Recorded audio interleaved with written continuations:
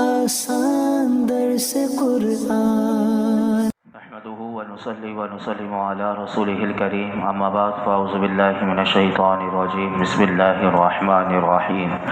يوم يقول المنافقون والمنافقات للذين آمنوا انظرونا نقتبس من نوركم، جس دن منافق مرد اور منافق عورتیں مسلمانوں سے کہیں گے ہم پر نظر کر دو، ہم تمہارے نور سے کچھ روشنی حاصل کر لیں۔ قیل ارجعوا وراءکم فالتمسوا نورا، کہا جائے گا تم اپنے پیچھے لوٹ جاؤ تو وہاں نور ڈھونڈو۔ فضرب بینہم بسور لہ باب، جبھی ان کے درمیان ایک دیوار کھڑی کر دی جائے گی۔ باطنہ فیہ الرحمۃ وظاہرہ من قبلہ العذاب، کہ جس میں ایک دروازہ ہوگا جس کے اندر کی طرف رحمت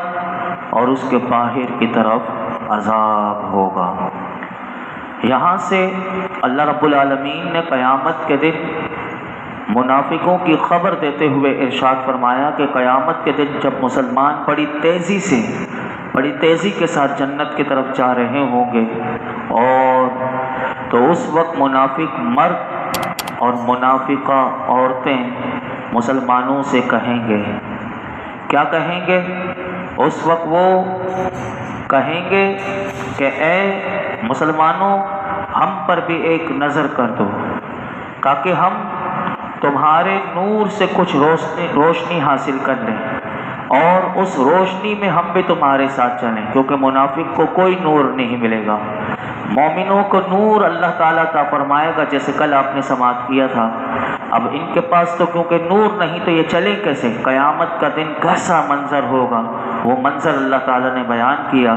کہ وہ مومنوں سے کہیں گے، مسلمانوں سے کہیں گے کہ ہم پر بھی ایک نظر کر دو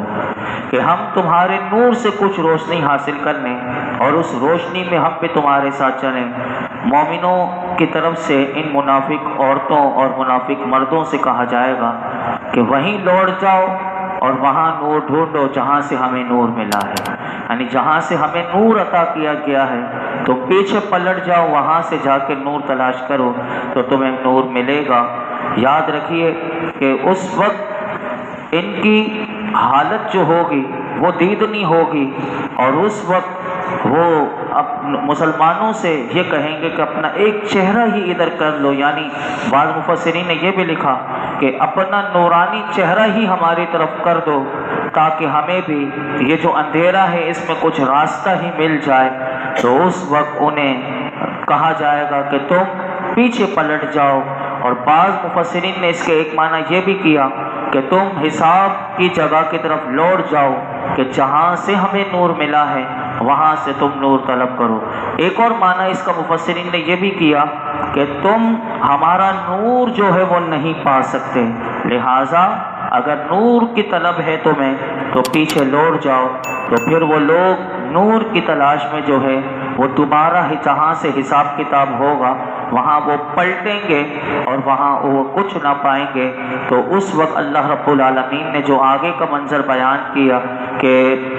اب منافقین اور مومنین کا یہ مکالمہ جب ہو جائے گا اور وہ پیچھے کی طرف پلٹیں گے تو ان کے درمیان جو ہے وہ ایک دیوار کھڑی کر دی جائے گی اور اس میں ایک دروازہ ہوگا کہ فرمایا جس سے جنتی جو ہے وہ جنت میں چلے جائیں گے، اور منافقین کے درمیان ایک دیوار کھڑی ہوگی اور اس میں جنتی کا جو دروازہ ہوگا وہ اندر سے اللہ تبارک و تعالیٰ فرماتا ہے وہ رحمت ہوگی اندر سے، اور باہر سے جو ہوگا اور منافقین کے لیے عذاب ہوگا۔ اور اس دیوار کے بارے میں، اس دروازے کے بارے میں بعض مفسرین نے فرمایا یہی اعراف ہے، یعنی سورہ اعراف میں آپ نے سنا ہوگا کہ پوری سورت جو ہے اعراف کی اسی نام سے ہے، تو یہ لوگ ہوں گے جو اعراف والے۔ اور اس دیوار کے بارے میں مفسرین کے اور بھی بہت سے اقوال ہیں۔ آگے سنی اللہ رب العالمین کا ارشاد فرماتا ہے، فرمایا ینادونہم الم نکم معکم،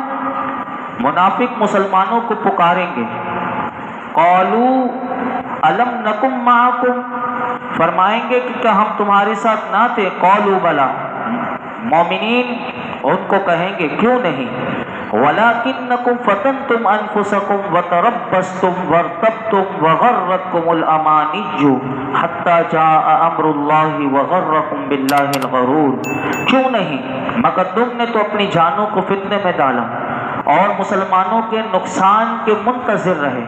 اور شک میں پڑے رہے، اور جھوٹی خواہشات نے تمہیں دھوکے میں ڈالے رکھا، یہاں تک کہ اللہ کا حکم آ گیا اور بڑے فریبی نے تمہیں اللہ کے بارے میں دھوکے میں ڈالے رکھا۔ جب وہ دروازہ یا وہ دیوار چن دی جائے گی تو اللہ رب العالمین فرماتا ہے کہ اہل جنت منافقوں کی نظروں سے جب اوجھل ہوں گے تو وہ زور زور سے انہیں پکاریں گے، اے بندگان خدا، اے غلامان مصطفیٰ، کیا دنیا میں ہم تمہارے ساتھ نہیں رہتے تھے؟ ہم تو آپس میں بڑے گہرے دوست تھے، باہمی رشتہ داریاں ہماری تھی، اور آج ہم سے تم نے یوں منہ موڑ لیا ہے کہ جیسے کہ کبھی کوئی شناسائی نہیں تھی۔ تو اس وقت جب وہ پکاریں گے اور اس وقت یہ اس طرح کی آوازیں لگائیں گے تو اللہ رب العالمین نے اس آیت کریمہ میں ان منافقین اور مومنین کے درمیان مکالمہ جو ہوگا اس کو اس آیت کریمہ میں بیان کیا کہ اس وقت جب وہ پکاریں گے تو اس وقت وہ یہ بھی کہیں گے کیا دنیا میں ہم تمہارے ساتھ نماز نہیں پڑھتے تھے؟ یعنی منافق جو ہے وہ دنیا میں نماز پڑھتا تھا۔ اب یہ منافق یہی تو ہے کہ بظاہر اس نے کلمہ پڑھا، لیکن اس کی کیا کیا علامات ہیں، وہ کون کون سی برائیاں جو ان کی تھی وہ اس آیت کریمہ میں اللہ تعالیٰ نے بیان کی۔ تو وہ برائیاں جو ہیں وہ میں آپ کے سامنے رکھتا ہوں، تو اس وقت وہ یہی یاد دلائیں گے جنتیوں کو کہ ہم تمہارے ساتھ کیا نماز نہیں پڑھتے تھے؟ کیا تمہارے ساتھ ہم روزے نہیں رکھتے تھے؟ مومنین کہیں گے کیوں نہیں، لیکن کیا وجہ تھی؟ تو مومنین جو ہے انہیں کہیں گے تم ظاہری طور پر تو ہمارے ساتھ تھے، لیکن تم نے منافقت اور کفر اختیار کر کے اپنی جانوں کو فتنوں میں ڈالا اور گناہوں میں اور اپنی نفسانی خواہشات کی پیروی میں لگے رہے، اور تم مسلمانوں کے نقصان کے منتظر رہے اور دین اسلام کی حقانیت میں شک کرتے رہے، اور جھوٹی خواہشات نے تمہیں دھوکے میں ڈالے رکھا، اور تم ان باطل امیدوں میں رہے کہ مسلمانوں پر تکلیفیں آئیں، مسلمانوں پر مصیبتیں آئیں گی تو وہ تباہ ہو جائیں گے، یہاں تک کہ ان کی موت کی صورت میں پھر تم یہ سوچتے رہے کہ اللہ تعالیٰ کا حکم آ گیا، اور بڑے فریبی شیطان نے تمہیں اللہ کے بارے میں دھوکے میں ڈالے رکھا کہ اللہ بڑا حلیم ہے، اللہ بڑا معاف کرنے والا ہے، وہ تم پر عذاب نہ کرے گا، اور شیطان نے تمہیں یہ بھی دھوکہ دیا کہ نہ مرنے کے بعد اٹھنا ہے نہ حساب ہوگا، اور تم اس فریب میں آ گئے۔ اللہ اکبر۔ دیکھیے کہ قرآن کا مفسرین کہتے ہیں ایک ایک جملہ جو ہے نا، یہ منافقین کی جو علامات اللہ نے بیان کی، ہم مسلمانوں کے لیے اس میں غور کرنے کی بڑی ضرورت ہے کہ کہیں میرے اندر تو یہ برائی نہیں پائی جاتی، اگر پائی جاتی ہے تو آج میں بچ جاؤں، کہیں ایسا نہ ہو کہ قیامت کے دن مجھے بھی ذلت اور رسوائی سے دوچار کر دیا جائے۔ وہ کیا کیا علامات ہیں سنیے۔ سب سے پہلی علامت اللہ نے منافقین کی یہ بیان کی، فتنتم انفسکم۔ اس کی تشریح کرتے ہوئے مفسرین نے لکھا کہ یعنی تم نے اپنے نفسوں کو، اپنی جان کو ابتلا اور عذاب میں پھینک دیا، یہ اس کا لغوی معنی ہے، یعنی تم نے اپنے آپ کو، اب دیکھیے منافقت کتنا بڑا نقصان ہے کہ اس کا بیج بھی دل میں نہیں، یعنی اگر ہے تو اس کو دور کرنے کی کوشش کرنی چاہیے۔ ظاہر اور باطن ایک ہونا چاہیے انسان کا، کہ تم نے اپنے آپ کو فتنے اور فساد کی آگ بھڑکانے میں استعمال کیا، یہ منافق کی علامت ہے۔ یعنی اگر کسی کی یہ عادت ہے کہ کہیں پر بھی میں فتنہ لگا دوں، کہیں پر بھی فساد ہو جائے، بس صرف چنگاری لگانی ہے، باقی یہ لڑتے رہیں گے، تو یہ منافق کی اللہ نے سب سے پہلی علامت بیان کی۔ یعنی یہ منافقین کو کہا گیا کہ قیامت کے دن انہیں بتایا جائے گا کہ فتنتم انفسکم، وہ مومنین انہیں بتائیں گے کہ تم نے اپنے آپ کو فتنے و فساد کی آگ بھڑکانے میں اپنے آپ کو استعمال کیا۔ اور منافقین جو ہیں، جو اس دور کے جو میرے آقا علیہ الصلوۃ والسلام اسلام کی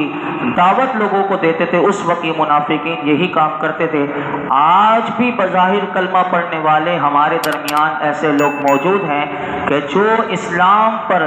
جب بھی کوئی کٹھن گھڑی آتی ہے تو وہ اسلام کی مشکلات میں اضافہ کرنے میں اپنے سارے وسائل کو لگا دیتے ہیں اور دوسری بات جو اللہ تعالیٰ نے منافقین کی علامت بیان کی وہ یہ کہ وَتَرَبَّصْتُمْ، پہلی تھی فَتَنْتُمْ أَنفُسَكُمْ، یعنی اپنے آپ کو فتنہ فساد کی آگ میں بھڑکانے میں استعمال کیا۔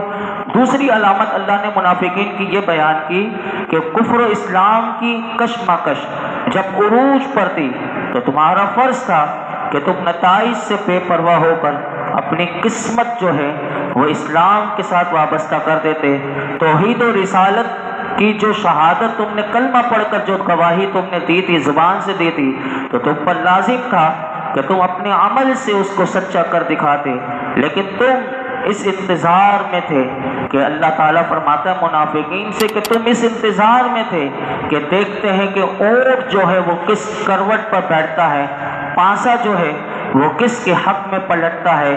اور عشق اور مصلحت بینی، ایمان اور موقع پرستی، فرمایا یہ متضاد چیزیں ہیں، یہ مومن کے اندر نہیں ہوتی۔ تم موقع پرستی تم نے دیکھی اور جہاں تم نے وہ موقع دیکھا تو وہاں تم نے ہر جگہ موقع پرستی سے فائدہ اٹھایا۔ ایمان اور موقع پرستی یہ دونوں متضاد چیزیں ہیں، عشق اور مصلحت بینی یہ ایک ساتھ نہیں چل سکتے۔ تو یہ دوسری علامت جو ہے ان کی برائی اللہ تعالیٰ نے بیان کی۔ اور یاد رکھیے کہ مفسرین نے یہاں پر ایک بات یہ بھی لکھی، تربصو کا ایک معنی یہ بھی کیا کہ اس کو ذخیرہ اندوزی کے معنی میں بھی لیا، یعنی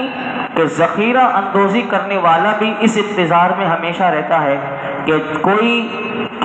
چیز جو ہے مارکیٹ میں کوئی جنس نایاب ہو جائے تو اس کا ریٹ بڑھ جائے تو وہ اس وقت اسے فروخت کرے۔ جیسے دوائیاں ہیں، چیزیں ہیں، اناج ہے، بہت سی چیزیں ہیں کہ اسے پتہ ہوتا ہے کہ آگے یہ جو ہے مارکیٹ میں کم آئے گی تو اس کو پہلے سے لوگ ذخیرہ کر لیتے ہیں تاکہ بعد میں اس کو مہنگے داموں میں بیچیں گے۔ تو یہ بھی منافقت کی علامت ہے، اس سے بھی ہمیں بچنا چاہیے۔ تو مفسرین نے یہاں تربص کا ایک معنی ذخیرہ اندوزی بھی کیا، اس سے بھی بچنا چاہیے۔ یہ بھی منافق کی علامت ہے کہ جب مسلمانوں کو کسی چیز کی ضرورت ہو اسے اسی ریٹ پر اسے دینا چاہیے، یہ نہیں کہ بعد میں وہ زیادہ مال کے چکر میں اسے وہ نصیب بھی ہوگا نہیں ہوگا، وہ تو بات کی بات ہے، لیکن اس نے مسلمانوں سے فائدہ یعنی زیادہ ان کے ساتھ صلہ رحمی نہیں کی، خیر خواہی نہیں کی، بس وہ مال کے چکر میں اس نے زیادہ کمانے کے چکر میں وہ چیز روک لی تو قیامت کے دن اس کو اس کا بھی حساب دینا پڑے گا۔ تیسرا نقص جو منافقین کا جو اس آیت کریمہ میں بیان کیا گیا وہ یہ تھا ارتبتم،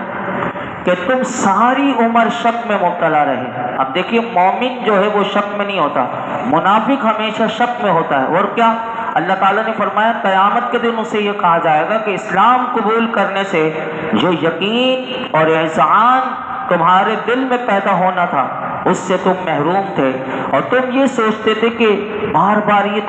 کلمہ تم نے نبی کا پڑھا لیکن تم یہ سوچتے رہتے تھے کہ کیا محمد صلی اللہ علیہ وسلم واقعی اللہ کے رسول ہیں، کیا قرآن